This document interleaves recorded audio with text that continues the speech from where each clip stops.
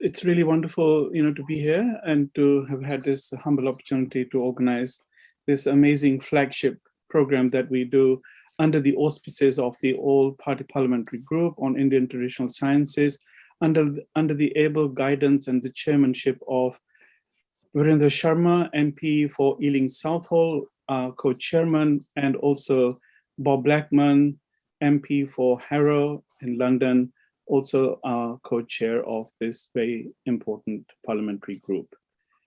So we will speak, all of us, as we go along. We have much to talk about, much to share. And I just really want to bring to your attention that because of the importance of this event during the International Yoga Day today for 2021, Mr. Chairman Sharmaji, we've had immense interest from a whole speakers from all over the world that they want to be on this platform today. So we have had to extend the program from which was normally going to be between 3 to 5 o'clock UK time. So the program has now been extended from 3 o'clock UK time to 6 p.m. the UK time this afternoon. So I hope you will all welcome that, and you will have the honor of listening to some of our wonderful variety of speakers from around the world. Hanji Maharaji, kirpa karo. Hanji, kirpa karo. Thank you very much. Good afternoon from London, and I'm delighted to welcome you to this afternoon's symposium. First of all, I would like to offer my special thanks to Amarjit Bhamraj, whose work has made today possible. The focus this afternoon is on the interconnectivity of being. The ties that bind us all are invisible, incomprehensible, and innumerable. As the chair of the All-Party Parliamentary Group on Indian Traditional Sciences in the UK, I'm proud to stand up for the role traditional practices have in holistic health in Parliament. Western medicine has begun to accept the importance of mental health as part of a healthy body, what we call parity of esteem. I know that we need to be talking about yoga, but I think I will talk on the basis of my role as a chair. As a socialist and a politician, I believe deeply in the connections that bind us in society, that the well-being of the most well-off is deeply tied to the well-being of the worst off. In society, all of us can only benefit and thrive when we care for the most vulnerable. As a society, we are only as strong as our weakest members, and it is a failure for all of us to combat when we see homelessness, addiction, and suffering. Swami Vivekananda taught us that each soul has the potential for divinity, and by giving up responsibility for them, we are failing in our duty. As rational, enlightened, and decent citizens, when we leave people behind, we do not fulfill our potential, we surrender our humanity. Again, as fallible people, we do not always do the right thing, but meditation and a closer self-examination of ourselves as individuals and part of society helps remind us of what we can achieve or what we are capable. Stepping back and thinking, stopping and reflecting, looking inwards rather than always outwards strengthens us and strengthens our bond to the universe.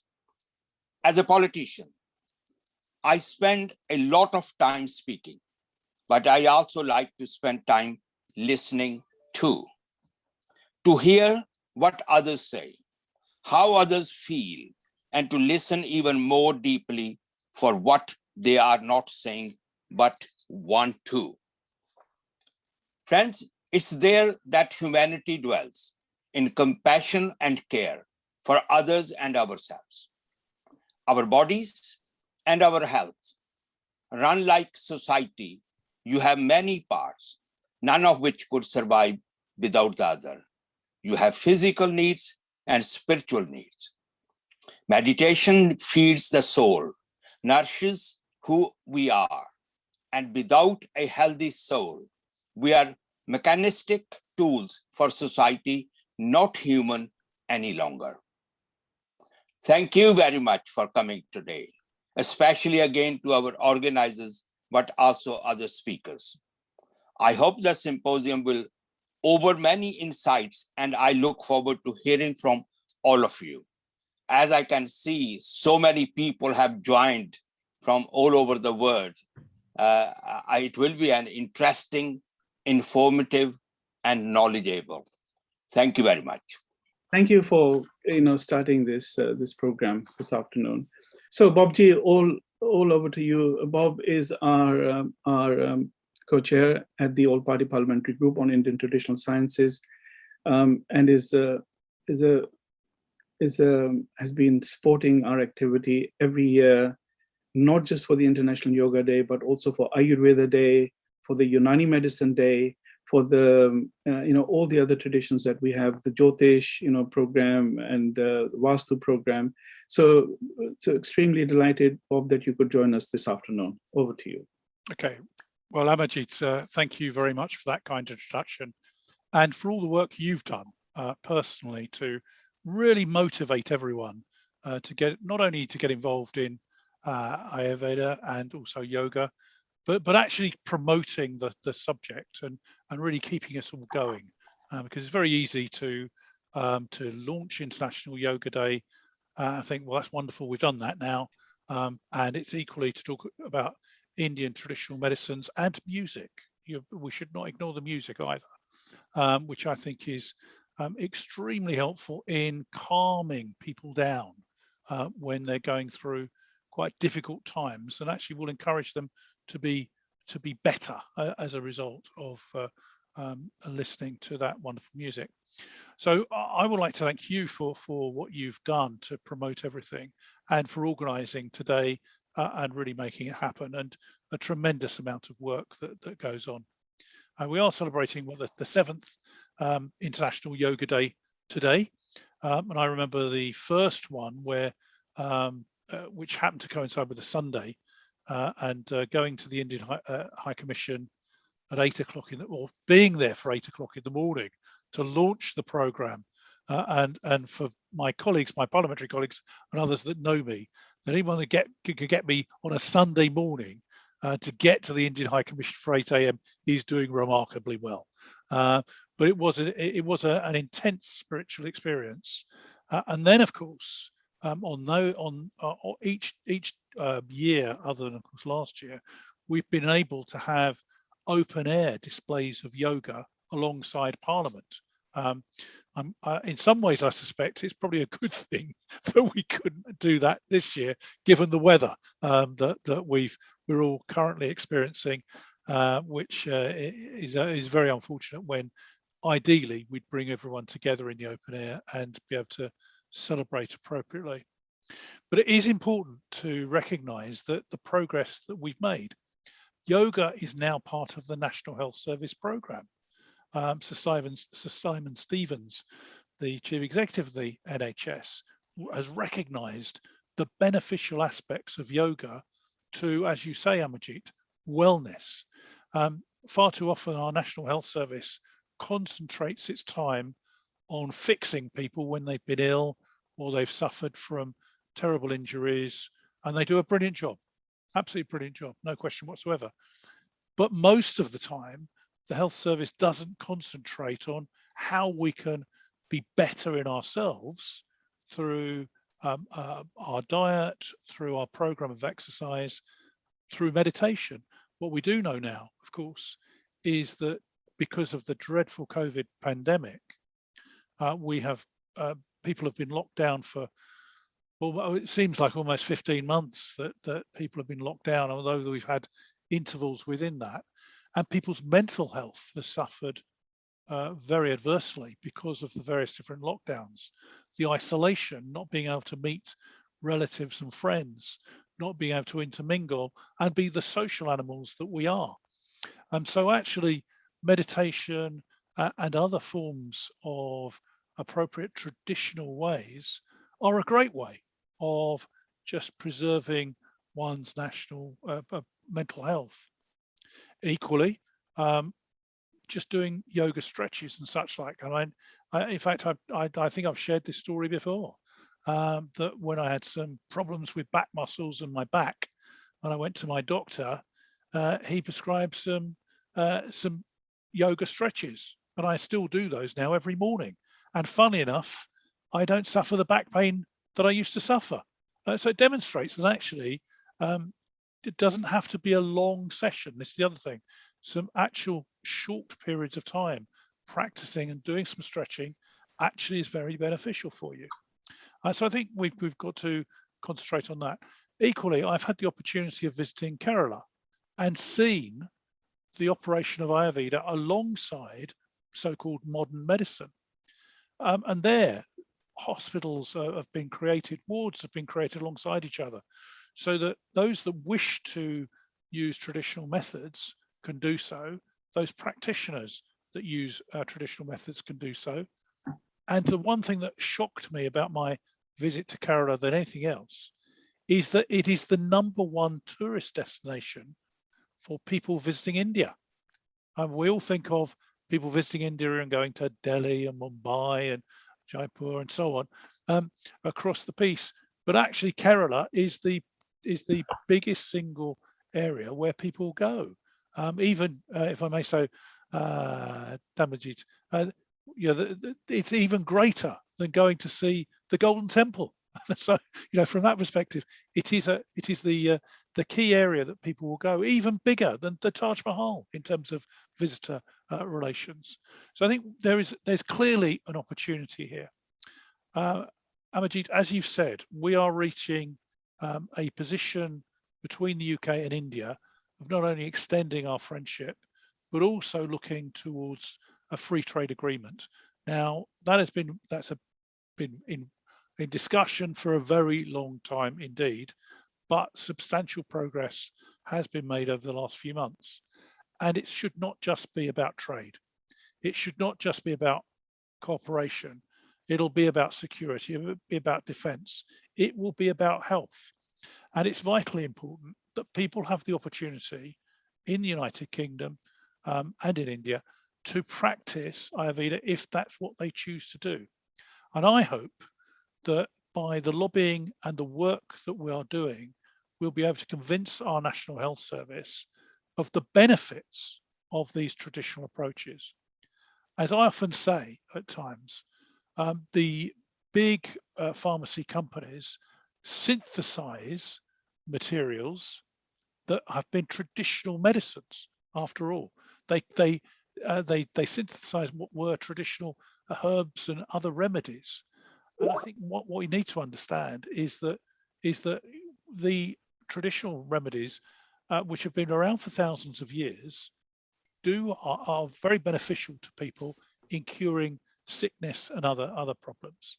So I think in summary then, we've got an opportunity, I think, to convince our National Health Service, convince our partners that it is the case. We've got the opportunity to embed these things in our society in a very positive way. Unfortunately, very often, the traditional medicines and yoga have been treated by British people generally as a bit of a joke, a bit of a far out sort of, not really in the mainstream. I think far more people now are recognizing the benefits, and that's what we've got to get to, the acceptance of this being the right sort of way of life, the acceptance that this is an opportunity for improvement, and above all else, an acceptance that actually we should be concentrating more of our efforts on ensuring that people live a longer and healthier life, rather than just concentrating on helping them when they're sick. And so I think that's part and parcel of what we should aim to do and what we'll be aiming to do in the future.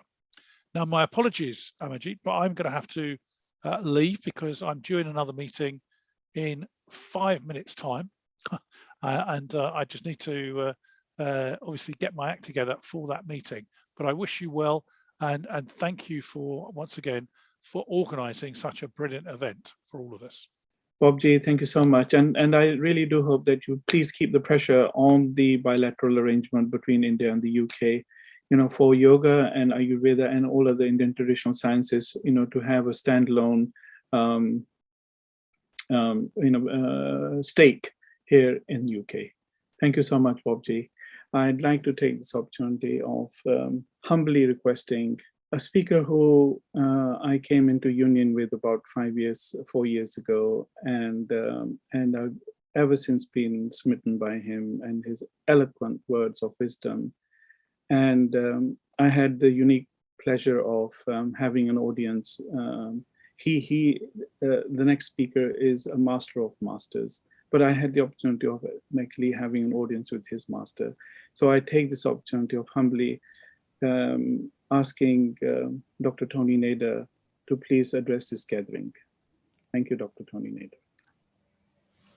Namaste, Amarjit ji. I was listening to you, fascinated to see who's going to be that person. I'm very honored and humbled with your kind introduction. It's really a joy and an honor to be connected again with all these illustrious leaders and teachers and knowers of reality. And it seems there is a theme that is happening this year about the connectedness, the source, the roots of the tree that enliven all the aspects, the roots that are actually hidden. They are hidden below the ground. They're not hiding themselves. And yet they are the source of the nourishment of all the different values that we experience on the surface value, be it the leaves, the flowers that the tree bears, the trunk, the branches, the fruits. They have different realities, but they are all nourished by the same roots. And in that same way, all these different values of the surface that we see as different people, different cultures, different races, different even aspects of nature, such as animals, trees, water, air, humans, they are really based on one very powerful source of reality that yoga gives us access to. And this source of reality has been often thought to be some material energy, physical material energy. And the scientists have been diving into the reality of all that there is. And they have discovered that everything is ultimately made out of energy fields. These energy fields and energy forces are very real physics kind of understanding and discovery. We go from the molecules to the atoms to the elementary particles. From the elementary particles, we find they are excitations of energy fields and forces, electricity, magnetism, weak force, strong force, gravitational fields. And as scientists kept diving deeper into the reality of nature, they discovered that these forces of energy and matter are more and more unified. So we don't talk anymore about electricity and magnetism. We say the electromagnetic field.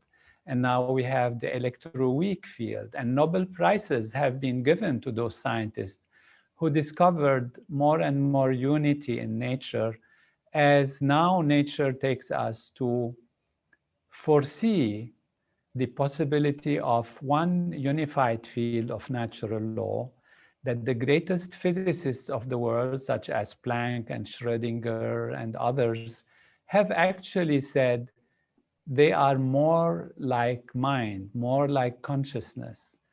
And this is where the source of everything is. One unbounded ocean of pure consciousness, Sat Chit Ananda. And it is from that field of pure being that all that we see as material, as surface value, as differences emerge. And the solution to all the problems and all the questions that we can raise lies in connecting back with that source of all that there is, that is a reality, which is the unity value, which is the true value of all what there is, which means of myself, of yourself, of the trees, of the planet, of the universe. They all emanate from this one unified field of natural law, which the ancient Vedic science has described as a field of pure being, a field of pure consciousness, pure awareness. That is a field of truth, Satchit Ananda, pure consciousness, and its nature is bliss. And where is that field? It is us, it is within us, it is who we are. And therefore, as human beings, we do have a privilege. We do have something special about us. And what is special about us is not to dominate and control and take over. What's special about us is that we can nourish. We can go to the field. We can experience that field. We can transcend from the surface value and let the mind settle down and experience the field of pure being, which is the source of all reality, the source of all that there is. And that is our own consciousness, our own awareness. Human beings have that potential.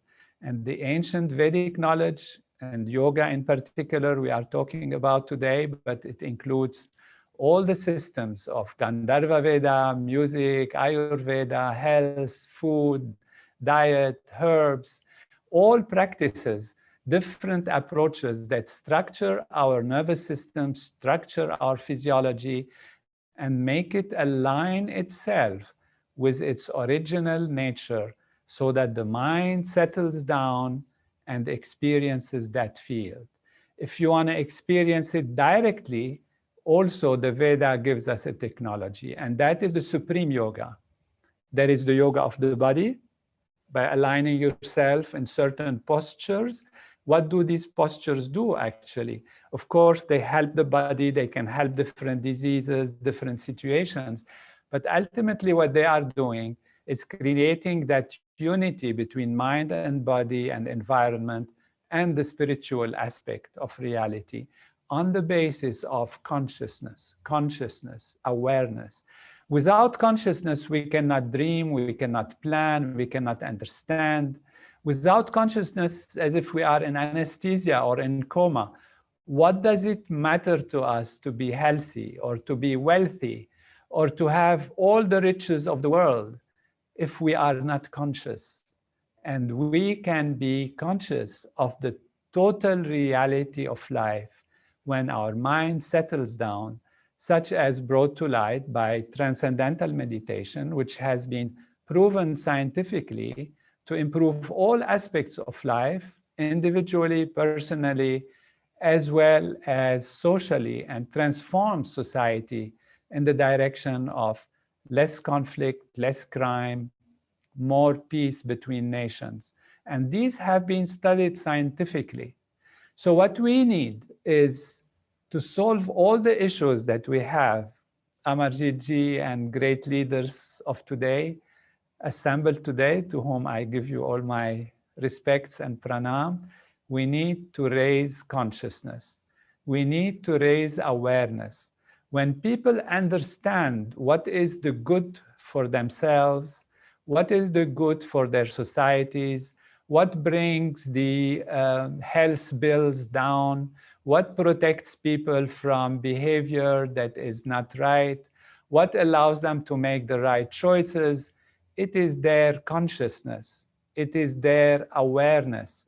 If they are stressed and limited in their awareness, short-sighted, they'll make short-sighted decisions.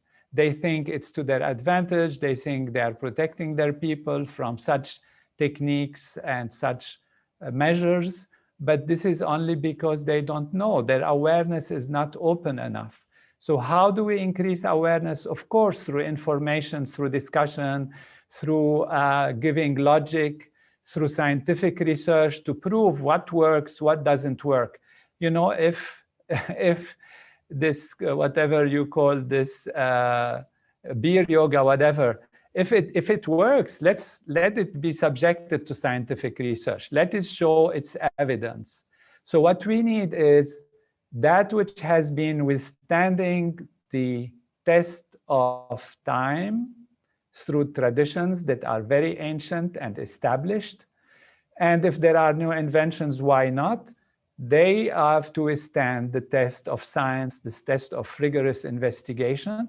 And then we know what works, what doesn't work. And then we create something that is on the highest standard for the benefit of mankind. All of this requires raising consciousness so that we don't act on the basis of fear, we don't act on the basis of small considerations, but on the basis of enjoying life in its fullness as one unified field of all possibilities where all differences can grow, can blossom, can be as different as they want to be, yet on the same basis of one unbounded ocean of consciousness, which is within us, which is within everything that we see, including the planets, the stars, the stones, the trees, the houses, the animals, as well as ourselves. And that is Supreme Yoga. Supreme Yoga, as yoga says it by itself, as Patanjali defines it from the very beginning, yoga, chitta, vriddhi, nirodha. Yoga is the settling of the mind and the settling of the excitations of the mind. And that is transcending, going beyond the surface value. So you go back to yourself as if you're going away from things, but you're actually going to source of everything, which is within yourself. And that is Supreme Yoga. Of course, food, diet, postures, they facilitate this, but the direct experience is also very important. And when consciousness is open, then the vision is broad. The possibilities that are hidden now become available. The solution comes. The solutions and the understanding comes actually spontaneously. We become connected with our environment. We become connected with our neighbor. We become connected with the other nation. We become connected with the water and the air and the sun. And we become connected with truth and reality on the spiritual level. Develop consciousness, raise consciousness, open the awareness. That is something possible, and it can be done with the technologies that Veda and yoga offer to us. And we wish that this beautiful, beautiful undertaking gets enlivened, accepted, understood by all nations, and not only, as has been said, one day, but by the continuing efforts of such great leaders that we have today connected with us. And great thanks to them and to you, Amarjit Ji, Sri Amarjit Ji, for inviting me and honoring us all to be together on this beautiful path of creating a life on earth that is really worth to be a life of fullness and wholeness, which is the birthright of everyone. Jai Gurudev, Namaskar. I'm extremely grateful, Dr. Tony Nader. So wonderful. We have a little bit more time. If there's any scope of your thoughts that you want to expand on, we have, with your blessings, we have, about 450 visitors on this platform. So I'm sure if we had this opportunity of ask questions, there would be many questions that would be firing in. But could you kindly enlighten, little pieces of dirt like me who are at the mercy of your feet? So how do we raise children in the sense of consciousness? Know thyself has been a saying that all the wise people have said. Know thyself. But know thyself has been interpreted as know your qualities, know your shortcomings, so that you can know what you can do and what you cannot do. The true wisdom of know thyself is to know that you are infinity, that you know you are infinite pure being, that you are pure consciousness, pure existence, that you are the unified field of natural law, that you are in essence divine in so many ways. And that is the reality. But knowing this only intellectually leaves us with questions because we see our limitations, we see the difficulties we feel in life. And the mind, whenever it's exposed to stress and strain, gets narrow in its perspective. It doesn't see anymore because it's trying to fight or fly away or run away. It becomes so narrow in its understanding. What we need is to remove the stresses and the strains and to keep the individual in touch with themselves. And that is the simple technique of transcendental meditation, which is the supreme level of yoga as described by Patanjali in the second chapter of the Yoga Sutras in the Sadhana Pad in the 29th verse, where he describes the Ashtanga Yoga, the 8 limbs of yoga. And they are Yam, Niyam, Asanas, Pranayam, Pratyahar, Dharana, Dhyan, Samadhi, which includes all the techniques of asanas, posture, breathing, proper behavior, etc. But it ends up with the supreme level, which is called Samadhi. And Samadhi is where the whole thing is achieved. The whole reality of yoga, where the mind settles down and the excitations and vibrations of the mind settle down into pure consciousness. And that happens with transcendental meditation. You close the eyes, you sit comfortably, and you allow the mind to settle down through a very simple technique. So even children from very young age, they can practice this technique and this way stay in touch with themselves. When they stay in touch with themselves, they are no more subject to situations and circumstances on the outside in the same way, because they have a platform of inner being that allows them to be quiet and alert at the same time, very settled and awake at the same time, and to handle the situation with the full use of their total brain potential. When I said this should be scientific and evidence-based, that is what it is, because when people practice this technique of transcendental meditation, for example, we have seen that there is an increase in coherence in the nervous system between right and left, front and back, and all the channels that have been dormant open up. And this is how we have seen greater creativity, greater intelligence, greater capacity to see without prejudice, to see with openness, to see with understanding. So there is this level which should be the platform on which then education can happen. Because if education is only about information and intellectual analysis, while the person is stressed and strained, then the person cannot have a broad perspective. The person can see only through the window of the colored glasses that they are wearing. And if they are wearing a yellow glasses, everything will look yellow, and you can't argue with them because they see yellow. So intellectual argument is not sufficient. What is needed is to clean up the system from stresses and deep-rooted strains and issues.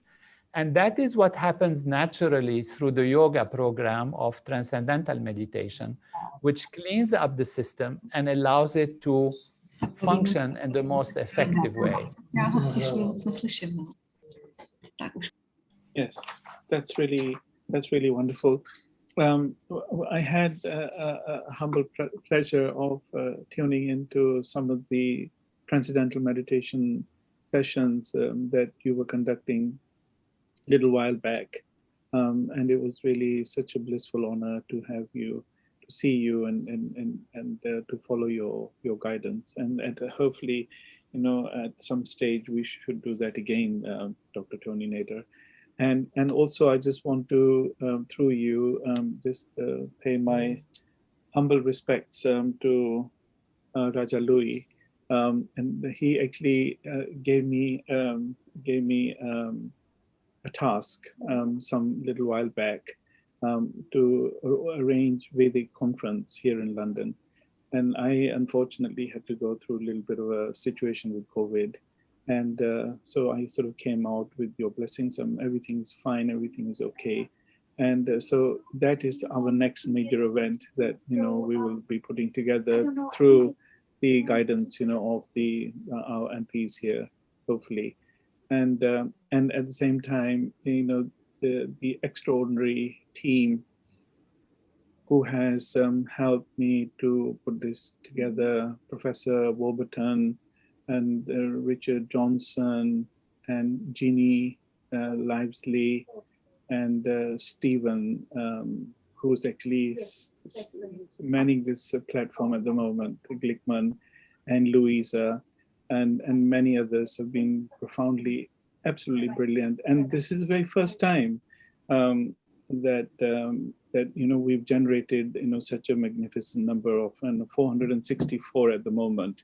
Never before have we had such a large platform. I think last year we had about 300.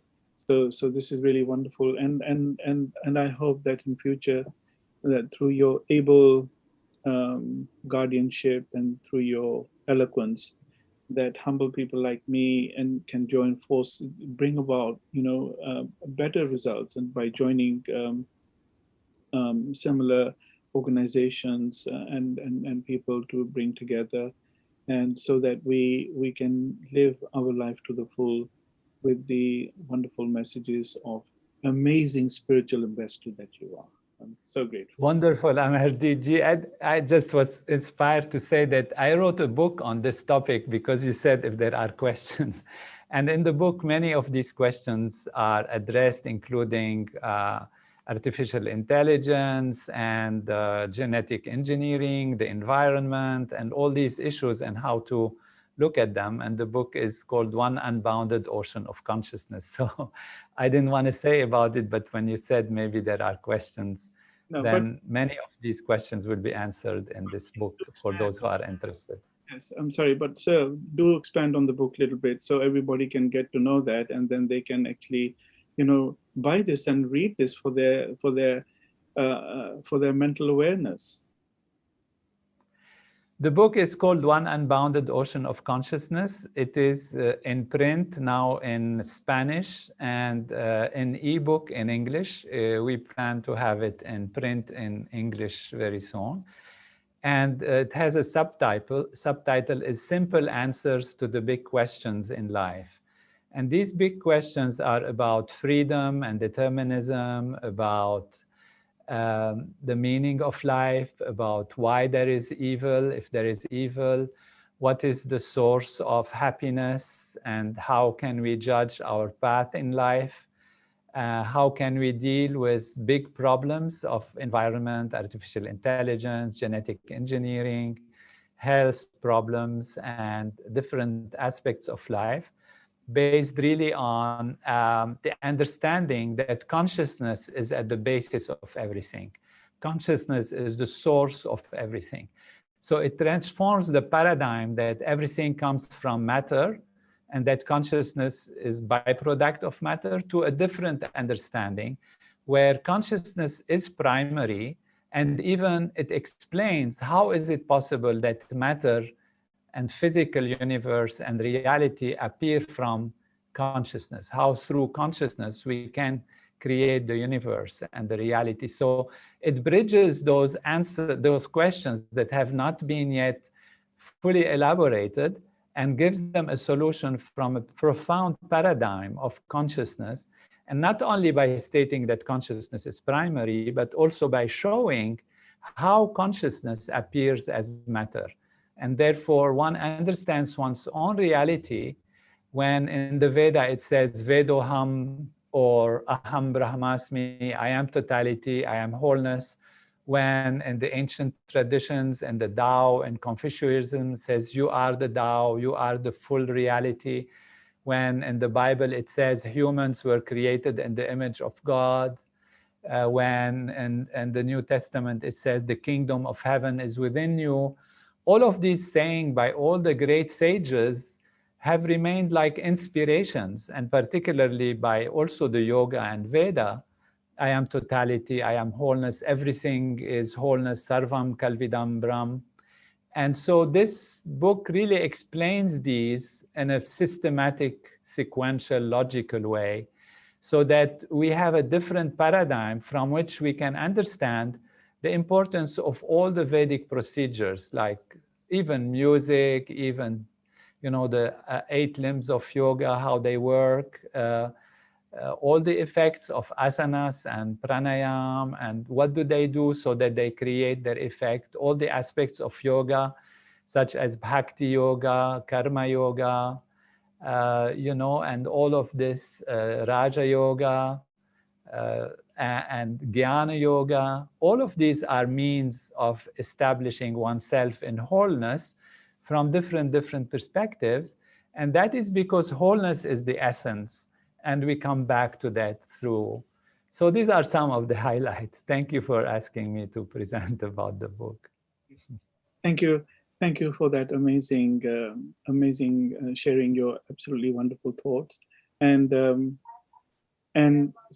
funneling everything, all the various components of Patanjali and yoga and all the different yogas you mentioned.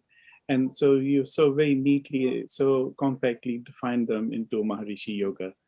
Your Grace, thank you so much. Thank you. Namaste. Pranam to all of you. Thank you.